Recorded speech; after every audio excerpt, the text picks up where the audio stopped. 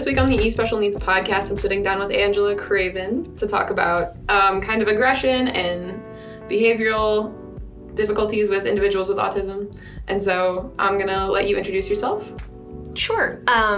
Like Catherine said, my name is Angela Craven. I am what's called a board-certified behavior analyst.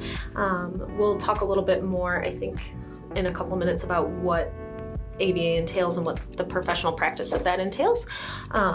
But those are my credentials. I also have a master's degree in applied behavior analysis from St. Cloud State. I did my undergrad work here at WashU. So that was kind of where I started working in the field of special needs and autism in ABA. It started in college as an undergrad, There was a class called Practicum in ABA where you could both earn credit and make $10 an hour cash, which was big money then, to work with a child with autism. And I thought, well, why not give it a try? And it turned out that it was something that I really loved. I loved the meaningfulness of the work, the ability to make a difference in the quality of life for the child and their family. So it was something that I really wanted to pursue. So I pursued it at an undergraduate level.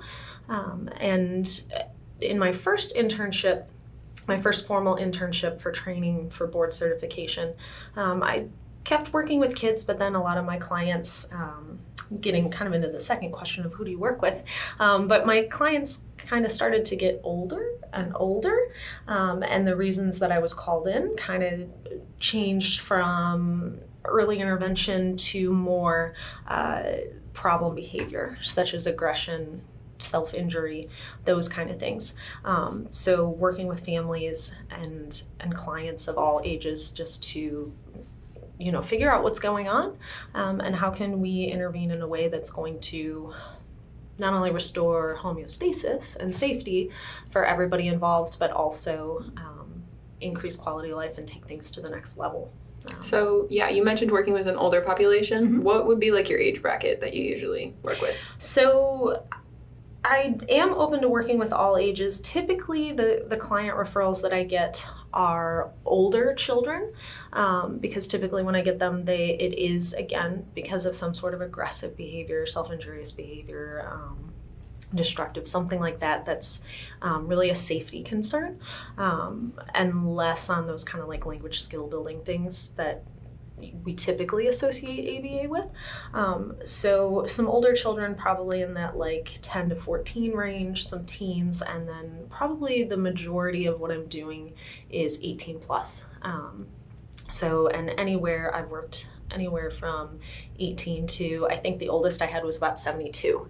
So it really is a range. A lot fall in that kind of post-high school, 21 to like 35 kind of age range, it seems. Why do you think that you get those referrals?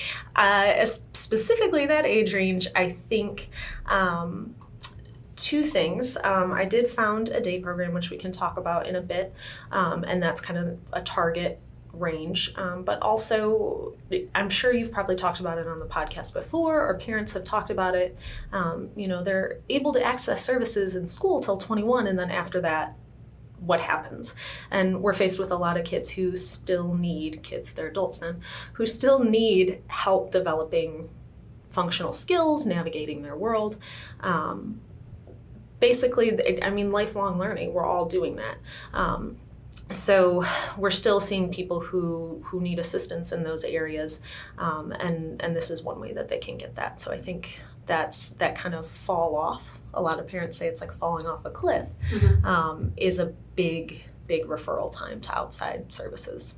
Okay, and then are you with an organization, or you said you run your own organization, you founded a day program, so can we talk about that? Sure. I have been with two organizations over the past, it's about 10 years. I've been associated with Best Abilities, which is a for-profit kind of consultative program. And what we do at that agency is I will consult to homes. A lot of it is people in their natural homes. So whether that's a child who still lives with their family, or we have people who have moved into residential settings and they have paid staff working with them. So we can consult to those agencies as well, other day programs, schools, basically whatever setting the person needs help in. So we come in as outside consultants, figure out what's going on with the situation. How can we help guide people? How can we help the client learn the new skills and decrease some of these dangerous behaviors that are occurring so that they can get the most out of their environment and their life. And then the other one is a day program called Achievements Unlimited. So I was a co-founder of that with Melissa Weber. What we were seeing, again, especially in that like 21 to 35 age bracket, were a lot of people who were graduating. They didn't have the skills yet for employment, or they had been employed and then let go for behavior reasons, or we were seeing people who couldn't even get into existing day programs. And, people were saying, well, we just can't handle that kind of behavior. We don't have the supports that they need, or they were being expelled from other programs due to behavior. And our thought was, these individuals especially need services because they need a way to overcome these challenges. And if they're just left at home, then not only is it difficult for the family, but they're not growing and they're not learning anything. So we wanted to create something that was therapeutic and gave an opportunity to, again, work through some of those challenges, continue to learn new skills, whether it's functional life skills, social skills, vocational skills. We've had some people move on to employment, some people move on to other day programs that before maybe they were interested in but said, no, we can't help you, given where you are now. So it was really we just saw too many people who were sitting at home and not getting what they needed. So we created it ourselves, which was something fairly specialized. That's really cool. Yeah. Great job. That's Thanks. awesome. Congrats. Okay, so I said give us some insight into your daily work. That was one of the questions, but I guess you already did that, so just move on. I could talk a little bit more about the process. Yeah, go ahead. I know you had a question about what is ABA. Yes, because that's a thing that I know a lot of parents are either with small children or with grown children that they're looking at. Okay. So a lot of people don't really know exactly what ABA is, or they fear it, so give us some insight into that. Yeah, there's a lot of misconceptions out there, a lot of misinformation. So let's start there. I can talk a bit about what ABA is and then kind of professional practice and my philosophy and how I go about doing it. So ABA basically is the application of scientific principles of behavior to important everyday problems. So most of the time when we hear ABA, and especially in kind of the special needs world, people think young children with autism, very young children, early intervention, teaching colors, shapes, basic language, potty training, things like that. And that's a really important piece, right? And early intervention is shown to be integral to better outcomes later, right? But that's only one small sliver, right? So early intervention is one problem of social significance that we can apply the basics of learning to. But we can do a wide variety because what we're looking at is not necessarily diagnosis or one set of techniques. It's a whole science that can be applied to any number of things. So whether that's, that early intervention, or it's adults with developmental disabilities who become aggressive or need to learn skills. There are a lot of adults out there who need to be toilet trained. We can still do that. It's never too late to learn things. But also, there are behavior analysts who are working in geriatrics, who are working in business consulting, environmental behavior. So anything we say or do is behavior. So anything that humans are out there doing is something that ABA can benefit in a way. So it's not just for kids with autism. Yes. So that was another thing, that's, I kind of think the biggest misconception is that it goes across a lifespan, and it's cross-categorical, any diagnosis or people without a diagnosis, right? The principles of behavior, it's like gravity. They're there. They apply to all of us. So a lot of people say, are you analyzing my behavior right now? You never know. So yes. Yes. If you'd like a behavior plan, I'll give it to you for a small fee. So in talking about this, I know we're kind of focusing on individuals with autism, but if there are other parents, caregivers out there who are listening and they're thinking, oh, this doesn't apply to my child because they have XYZ diagnosis, I just want them to know that this will 100% apply, right? So there are some things that diagnosis will tell us a little bit, some minor details, but in the end, what we're looking at is why do behaviors occur, and then how can we treat those given the environment that the person is in. So what we typically do is we come in. We do an assessment. So an initial assessment will talk to the caregivers, sometimes the client if they're willing and able, and say, what are your concerns? What are the things that led you to request services? And again, a lot of times it is those problem behaviors when we're called in. So we kind of pinpoint what those are, and then we take a look at the environment. So behavior analysis is all about how people interact with their environment and how the environment shapes behavior. Because behaviors, it's really our interactions with the environment. So we do an assessment, we figure out why the behavior is happening, which I think we'll get into. That's another question about, what are some of the triggers? And then from there, we are able to, based on that information, come up with a plan that we can help implement. We can sometimes provide staff that help implement, or we can train other caregivers to do it. So training is a big piece of the professional practice of ABA because we're not going to be there every day. In the end, we want people who can use their skills in a wide variety of settings with a wide variety of people, and we want to equip families with the skills to do that too. Other misconceptions, good ABA shouldn't be all about compliance and doing exactly what somebody says, or it shouldn't be about trying to get rid of those fun quirks that make a person, right? So that's never going to be something that I target. I'm looking at things that are health and safety concerns that have the biggest impact on the quality of life for the client and the family, and that are going to lead to more future success. So that's kind of a brief overview of what we do. Very intense process. Helps. Yeah, no, it definitely does. It definitely does. I've known about ABA, but I don't know the ins and outs. But yeah, that's really cool. Yeah, so it's a lot of working. It's different than a counseling per se. So we will do some things one-on-one with the client, but there's a lot of parent-caregiver training and things that go into that, and active roles that they have to play as well. So let's say, for example, a parent is looking at ABA for their kid, but they're kind of afraid of it. What is one piece of advice that you have to give to them?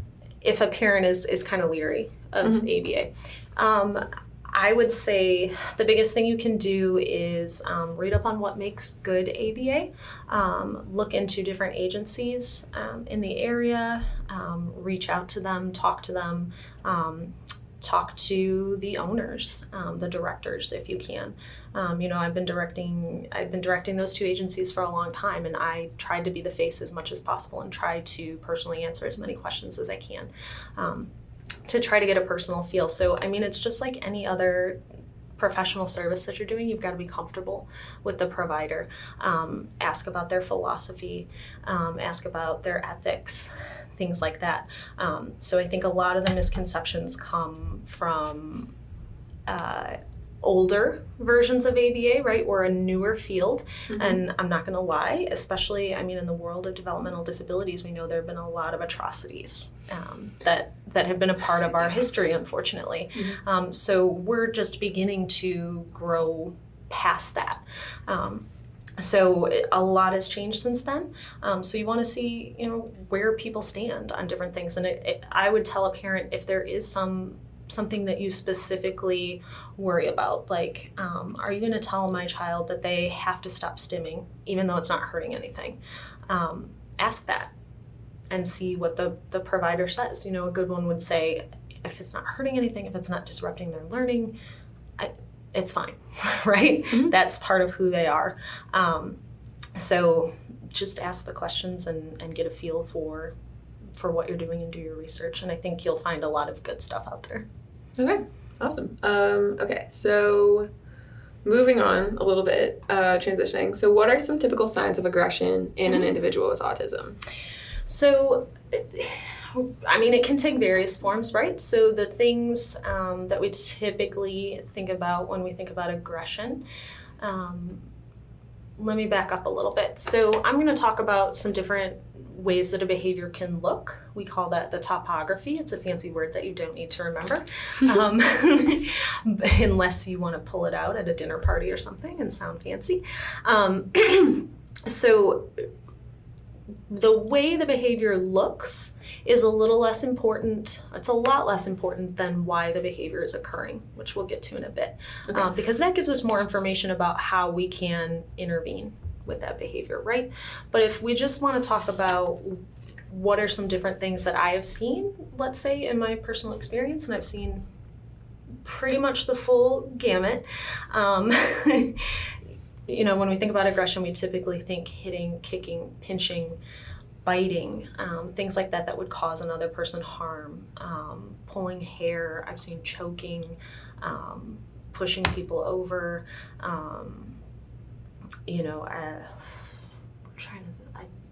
that would probably be the biggest ones that would cover pretty much anything that you would think about as far as like a behavior towards another person that may cause them harm, which would be kind of a broad sense of how to say it, right?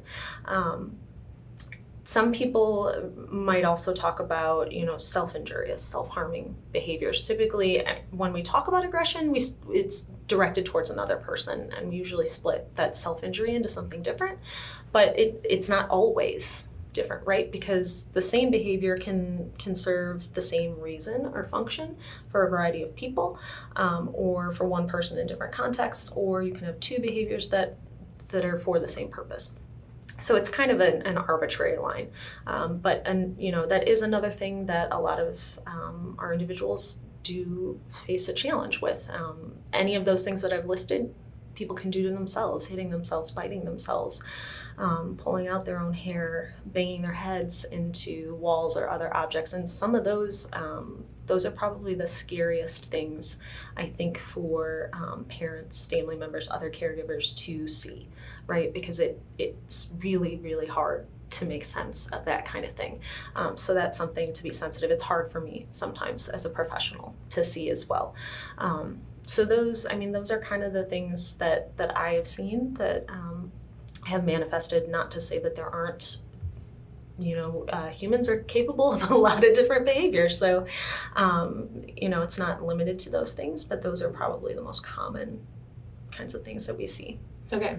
And so you brought this up. You said the way that it looks versus why it's happening. So on the other side of the coin, why would those behaviors be happening? Yeah. So, and this was kind of another question you sent me, is why is it specifically common in individuals with autism or with developmental disabilities in general? So, again, if we think about behavior as an interaction with our environment, right? If you have difficulty already, you have a neurological difficulty that makes it hard to read those environmental cues, especially for a lot of these folks, autism specifically, social cues, problems are going to occur, right? Because you're misunderstanding things, you're missing important details, it's confusing, things like that, right? Also, difficulties in communication will make it hard. Sometimes you'll hear the phrase, and it's a bit simplistic, but I think it's still important, is behavior is communication, right? So when we talk about the reasons that behavior occur, we call it scientifically the functions of behavior. So to boil human behavior down very simply, which it's not simple, of course, but there are 4 main functions for behavior, so why behaviors occur. And again, it's to get something that we need or desire from our environment, or to get away or get out of something that is not desirable for us. So there's attention. So sometimes aggressive behavior can be a call for attention if the child doesn't have another way to do that. The other thing to think about in this group of individuals is I don't want to say attention seeking just, like little kids will do it just to ha ha ha to get a rise out of you, right? Mm-hmm. And that can happen, but for our folks, we got to think deeper about the fact that they often need our attention to get a wide variety of daily needs met, right? And until they get our attention, they're kind of stuck. So they need assistance with a lot of different things. So attention is usually the first step towards getting a lot of other needs met. So attention can be one reason. And another one is tangible. So again, a fancy word that just means to get things, to get activities. So again, think about if a person has limited communication and they don't know how to ask for something, they don't have vocal language, or they don't have some type of alternative communication, which, hopefully through places like eSpecial Needs, they can get access to that. But a lot of people don't have access to that, and they have to rely on pointing at things or grunting or making sounds, and people can't understand it, right? So think about how frustrating that would be. Any of us might then become aggressive in that kind of situation. The third function, which is actually the most common for individuals with developmental disabilities, is called escape. And this is to basically to get out of or avoid doing something that's difficult, right? And again, think about if you already have difficulty learning and a lot of skills are hard for you because your motor skills are not where they developmentally should be.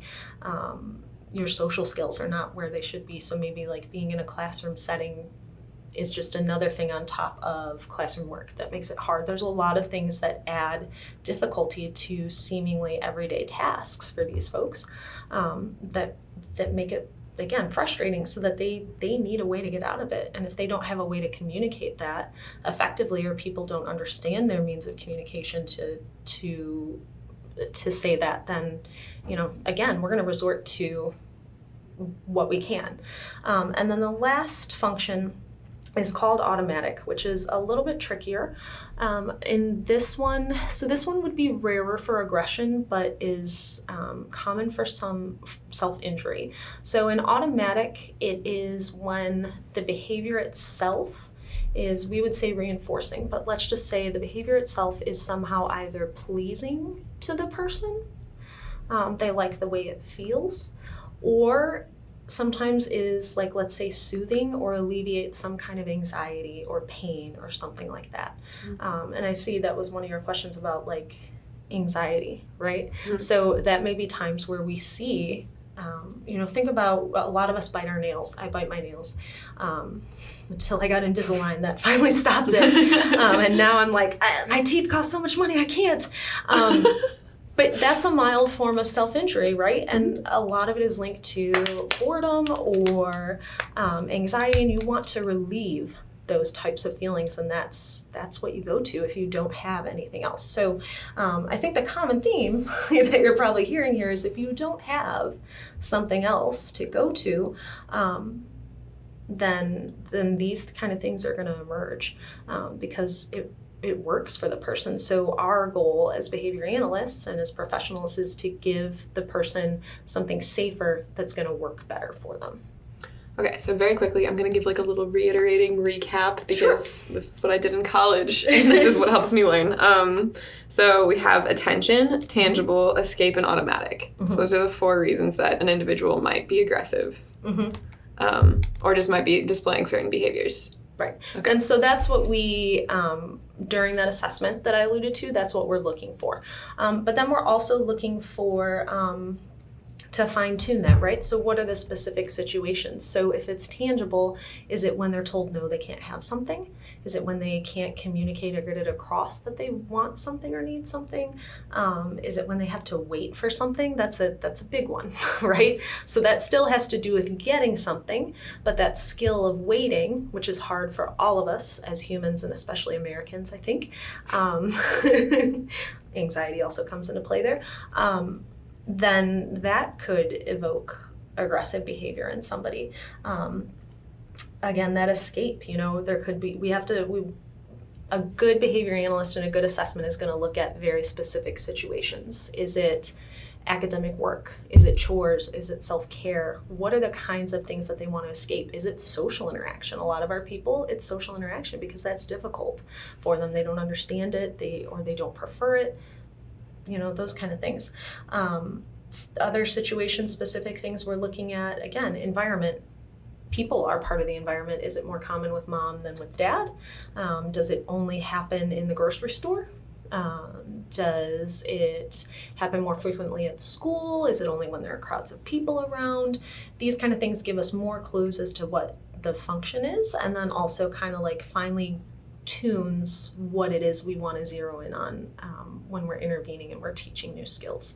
Okay, interesting. So I'm going to kind of circle back. So you talked about self-injury and aggression, and so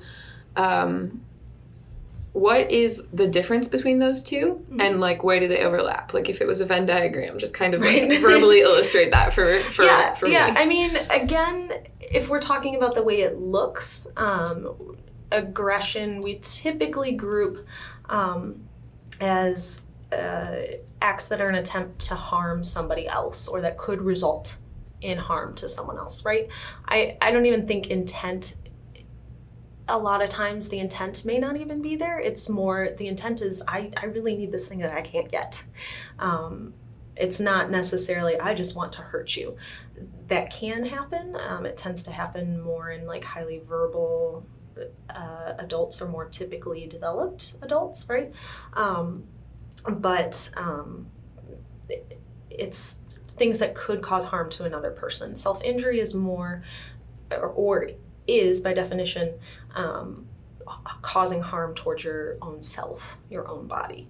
So again, that's kind of where we'll draw that delineation, and sometimes when I am looking at behaviors, I will group them that way just for ease, just so that we know like what we're looking at and what we're looking for, because also taking data like how many times this is occurring every day is important in behavior analysis, because we want to make sure that we're seeing those things go down after we put a plan in place, right? Because if they're not, then what are we doing for you? So we want to make sure that what we're doing works. So I may list them separately, but again, the reason why they're occurring becomes more important. And a lot of times you find that those things may be occurring for the same reason, even though they look different. Okay, interesting. Yeah. So that's that verbal Venn diagram of that one. But that was very clear. That was very clear. They can happen. They can be happening for different reasons, and that can happen also. But a lot of times it's the same. Okay, interesting. And so another thing that you even kind of brought up already was like stimming and aggression, or like stimming versus aggression. So you have what might be a self-stimulating behavior that manifests as something that people understand as aggressive, but it's not necessarily, or? Yeah, I mean, unless, when I think of stimming, again, it's kind of an arbitrary term, but I'm thinking of those kind of repetitive behaviors, tapping, rocking, making the same sounds or saying the same words over and over. Those things may be disruptive. They can be annoying to people. If you have to hear it all the time, they can be a source of confusion and just ignorance in the purest sense of the word to the general public, but they're not harming, right? And so when we've talked about self-injury and we've talked about aggression today, we're looking at things that could cause harm, that are safety concerns. So, unless that was getting in the way of learning other skills, like that was all they could do and we couldn't get them to do anything else or focus on anything else, if we couldn't get them to look up from what they were stimming and safely cross the street, those might be things that we take a look at. But I would, for the most part, never categorize that as like an aggressive thing. Yeah. And so again, it would be up to the specific situation and the individual and their family and kind of what they see as important for the quality of life for that person. And even then, sometimes, I'll even get parents who say, I really want him to stop doing this. And I'm like, well, is that really that big of a deal? Let's look at 1, 2, and 3 first, and then we'll see what we want to do there. Because again, it's not about changing who a person is. It's right. about helping them live the best life that they can.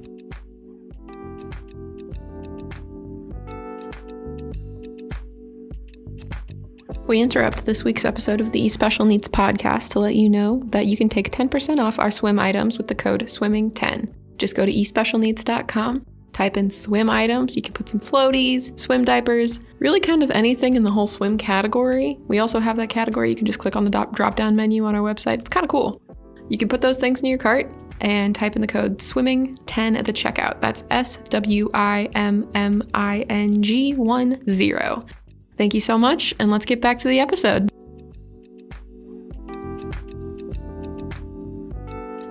Okay, so the parents in the situation you were mentioning earlier that you have to like teach them how to continue ABA in their own home, I guess, in some regard. Mm-hmm. That might be like a very poor watered down definition of something you already said, but because you said it so eloquently and I'm just, regurgitating poorly. But that being said, so how do you tell the parents, like, you need to continue this behavior even outside of, your practice? That's kind of, that's the hardest part, probably, of what we do. It tends to be a little bit easier with families, harder when you go into those other agencies where you don't work, right? Mm-hmm. Because then it's like, oh, you're not my boss.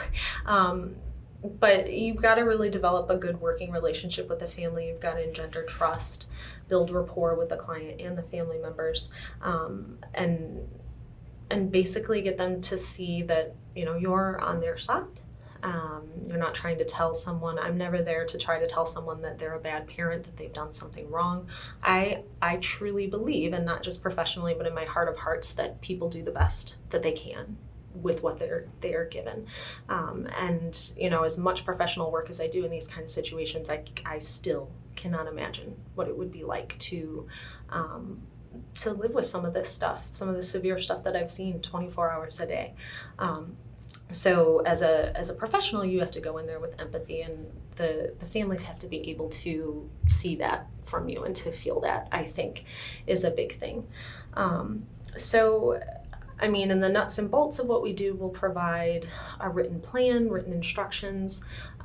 We go through training so that parents, caregivers feel confident and competent in what they're doing, right? So we'll role play different things. We'll model different things. I'll say, this is how I would do it in this situation, or watch me work with Ben, and this is what we're going to do. Now let me see you try it, provide some feedback. So there's a lot of encouragement and coaching for the parents too, so that as much as possible should be kind of hands-on. Some agencies and some funders require that you do like some kind of set curriculum as well, which that can be good too, because again, it helps just understand a little bit more about where these things are coming from. So knowledge is power, I think. So there's those pieces too. Hopefully that answered the question. Yeah, you got it. So are these parents all usually apt to do their homework per se? It depends on the parent. I try to be very sensitive to the fact that what I'm coming in to do, though I believe it's very important, is just one thing that these families have to do, right? There are other kids, there are jobs, there are, there's just the stress of living with someone that can sometimes, be a challenge, can be hard to love. So there's a lot of things that go into that, and I try to be sensitive and give parents some slack whenever possible. I don't expect perfection, but I do hope to see some effort, and I hope that through our relationship, there can be some give and take there too. Right. Okay. So I have kind of more questions about other things, and I don't know where I put them. Oh, there it is. Okay. So is there any way that you could provide us with a story or an example of some of the work that you do, just from one client to seeing them, you maybe transform, or their progress or setbacks? Yeah. So I'm going to share one that I've shared before. So her son, I started working with him when he was in middle school, I think, probably about 13. He's now, let me do the math, 25, just turned 25. And he was, I mentioned choking. He was choking family members, and he's a big boy. They affectionately, would refer to him as the man boy. So it was a pretty intense situation, and really scary for the family, and they were kind of being held captive by this.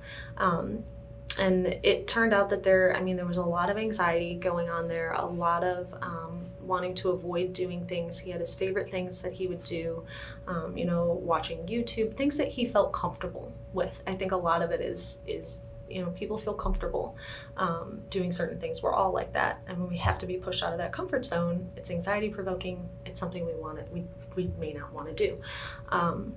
And so it was hard to get him to do just the simplest things. Sometimes going to school was a problem, going to summer camp, different things like that. So basically what we had to do was start really, really small. As ridiculous as it sounds, we just started with, we're like, okay, so, what does he need to do? He needs to learn to tolerate kind of changes to those routines or little interruptions or doing just a little bit of something else. Because we all have responsibilities, we all have family responsibilities, we have responsibilities outside the home, etc., right?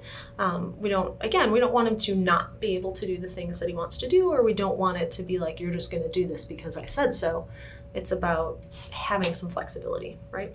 And so we just started with, hey, will you pick up that piece of paper? Oh, okay, let's go to McDonald's and get French fries, which was his favorite thing to do. And then from there, we could build any number of things. So it was a slow build into different things. So, hey, mom needs to mail this letter. We need to stop at the store and get these things, et cetera, et cetera. So fast forward several years to where he is today. He lives in residential, so he doesn't live completely alone, but he doesn't live with his parents anymore.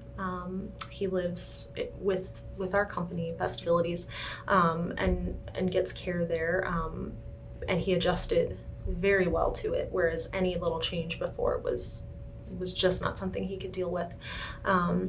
He attends day program. He's got some great work skills. Like he can put data into Excel spreadsheets. That's a skill, man. Yeah, he's really independent, and you give him a list of things to do, and he's like, I'm going to do this. He does his own grocery shopping. He takes care of pretty much all of his self-care. Does his own laundry. He might need reminders and things like that, but he has the skills to do all these kinds of things. It was just a matter of getting him to a point where he felt comfortable enough to do that. So he still there's still times when those kind of things come up. But overall, I would say that he's probably one of our greatest success stories. And I know the family is really satisfied with the way things turned out, because he has a life now that I don't think they could have envisioned just a few years ago. That is so wholesome. So this might be out of the scope of the podcast as of right now, but you mentioned transitioning into adulthood, which I know is a huge thing for parents.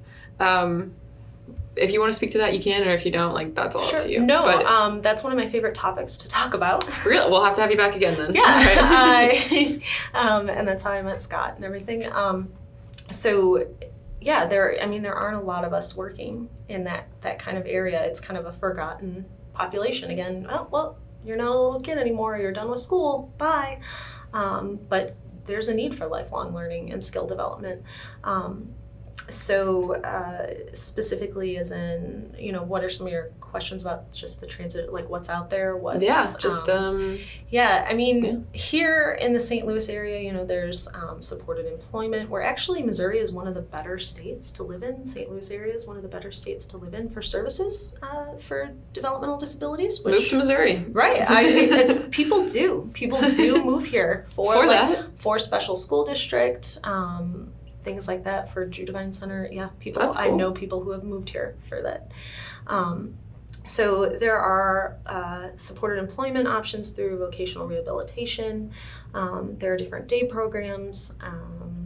There are services available. Most of these services are available through vocational rehab or through Department of Mental Health. So parents want to, if they don't have a case, get one with their regional center at Department of Mental Health.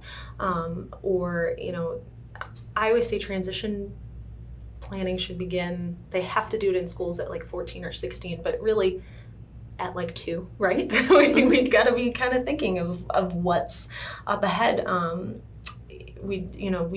Better options are hopefully always coming down the pike for people. But your regional center, your service coordinator there is probably the best person to link you to different resources. And if it's something that you'd be interested in, I could forward some of those to kind of share them along with this. We would love that. Definitely. Okay, cool. One of the things that I'm curious about is like people mistaking anxiety for aggression. Mm-hmm. Does that happen often that you see, or? So again, it would kind of depend. Anxiety can definitely play a role in that. It's one of those things we want to escape, right? We want to get away from. So anxiety-provoking situations can lead to aggression, and then we want to get out of them. If crowds of people, social anxiety is a thing.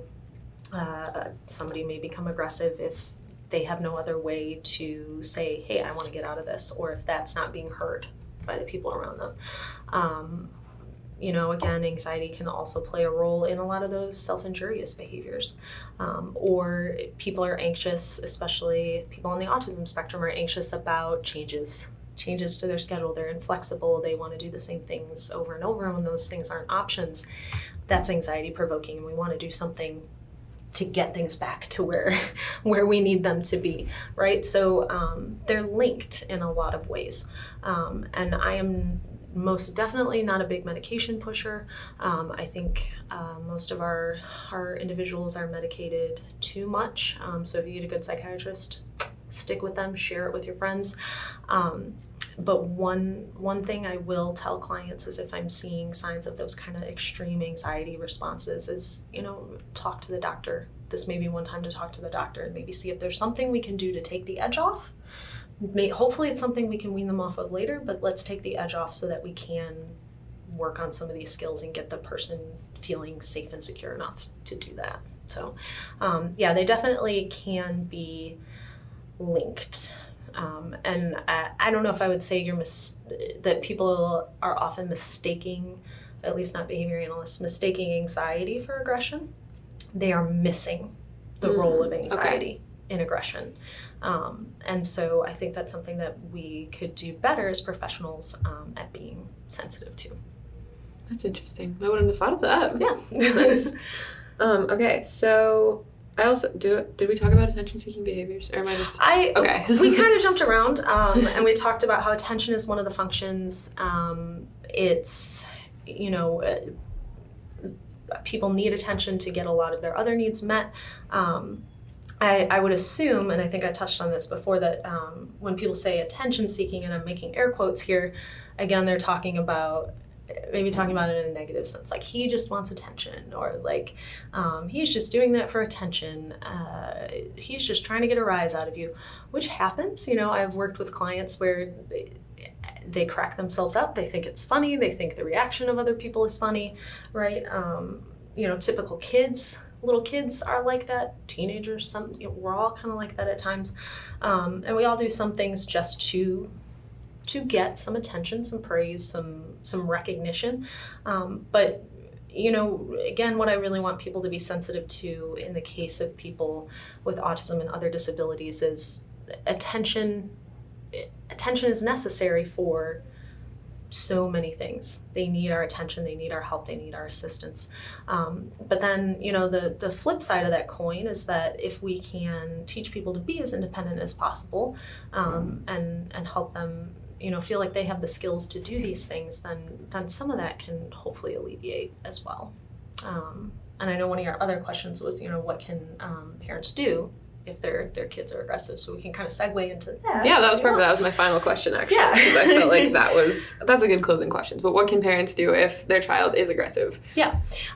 So a little disclaimer is ethically by the behavior analyst ethical code, I can't obviously give specific recommendations if it's not a professional relationship and I don't know the client, the individual, right? Because it's all individualized. Mm-hmm. And we don't want parents to mistake that either. Right. That's another thing, is that like some of these tips might work for some people and they're not going to work for everyone. Exactly. So there are 2 points that I want to make. One of them is, if those kind of things are already occurring, if you can seek out some sort of safety training for you and your family. I am a trainer in a system that's called MANT.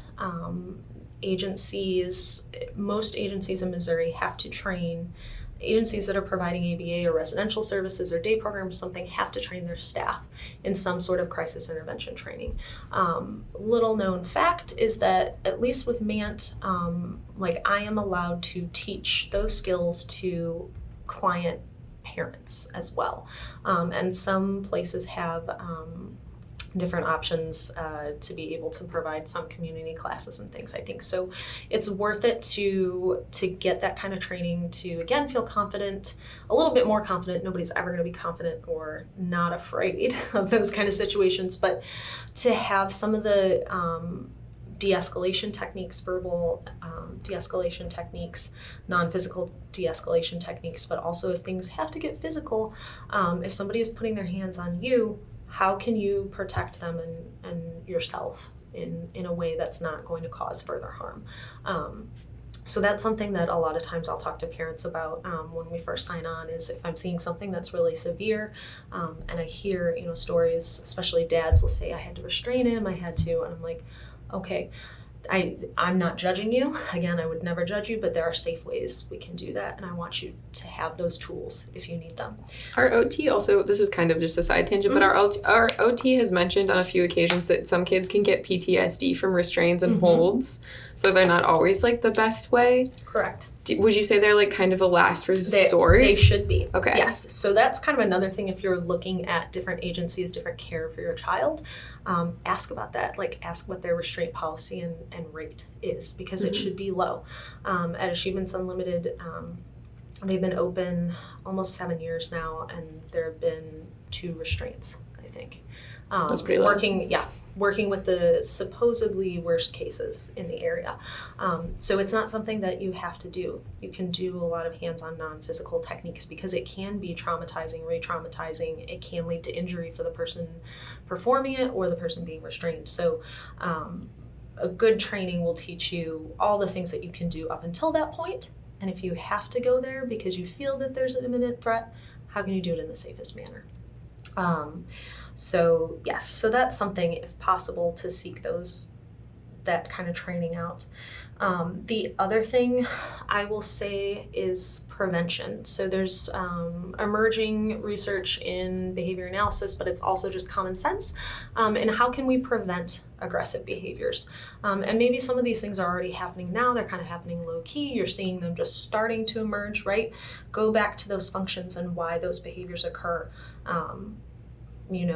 How are they interacting with their environment? What can we change in the environment? What can we modify? So you can do, modifications to the environment. So if we know this bright light is kind of triggering them, can we change the light bulb? That's, an actual physical change that you can make, but you could also do things, and a lot of parents are already doing these kind of things, like shopping when it's crowded is really stressful. We're going to go at an off time, right? So those kind of preventative things. But the push that I want to do is prevention in teaching skills, right? So again, think back to those functions. Does your child have a way to get attention and to get help, to ask for it when they need it? Do they have a way to ask for things that they need or want and get their needs met? Are they able to wait for those things when they're not available? So can they choose another option if that's not available? Are they able to accept no if it's something that they can't have and choose another option and be okay with that? are they able to ask for a break or to say something is too hard or it's difficult? And again, this doesn't have to be spoken. That's not something that the child can do. Their motor skills don't allow that. It can be any form of communication. But do they have the means to ask for those kind of things and advocate for themselves? Can they tolerate, working from an early age on tolerating different self-help skills, teaching them to be as independent as possible with those kind of things, so then it's not something that's scary and difficult.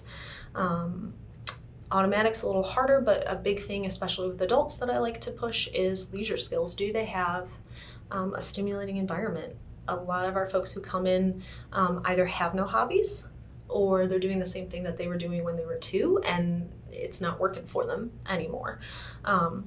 So it's sad that I say it's sad, but it should also be encouraging.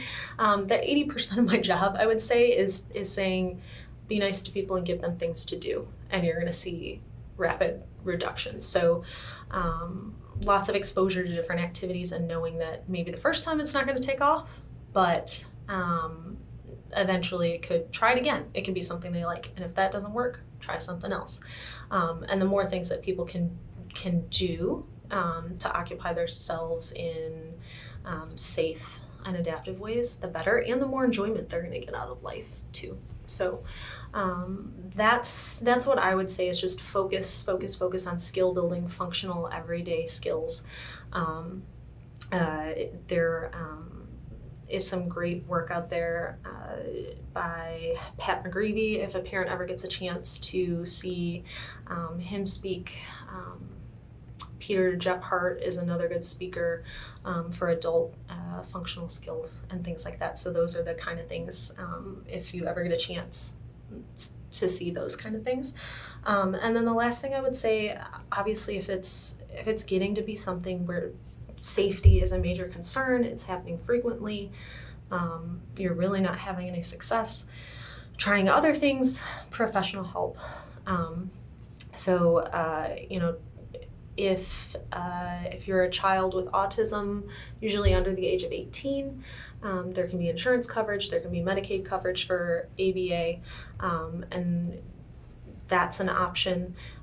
If you're over that age of 18 or 21, or if you have a diagnosis other than autism, Regional Center, Department of Mental Health is going to be your funding source, your stop for that.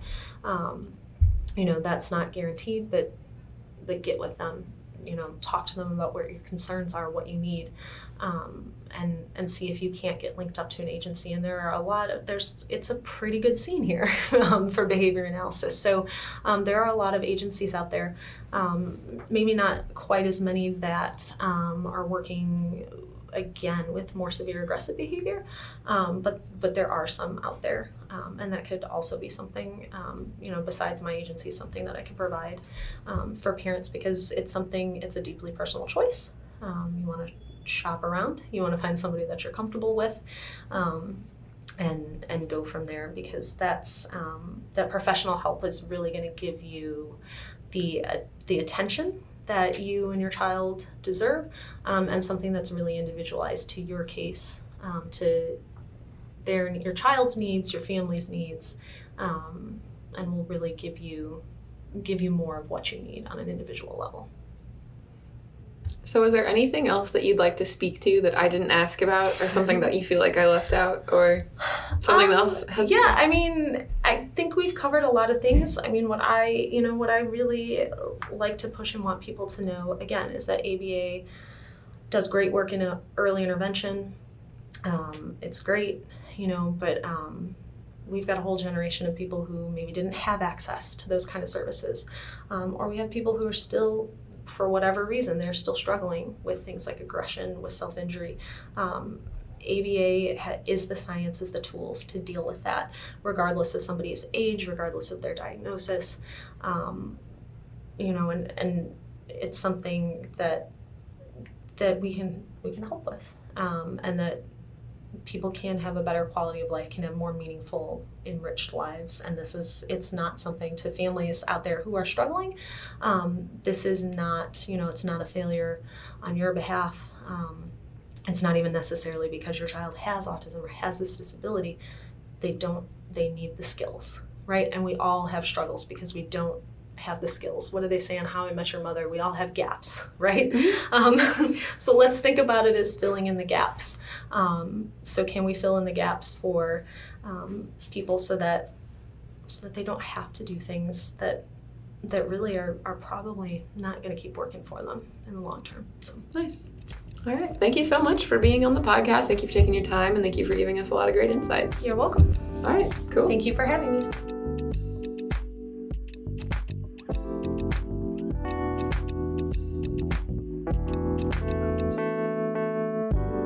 Thank you so much for tuning into this week's episode of the eSpecial Needs podcast, and a big thank you to Angela Craven for coming on as our guest. That's it for the season. We really hope you enjoyed our podcast. We're looking forward to making more seasons like this.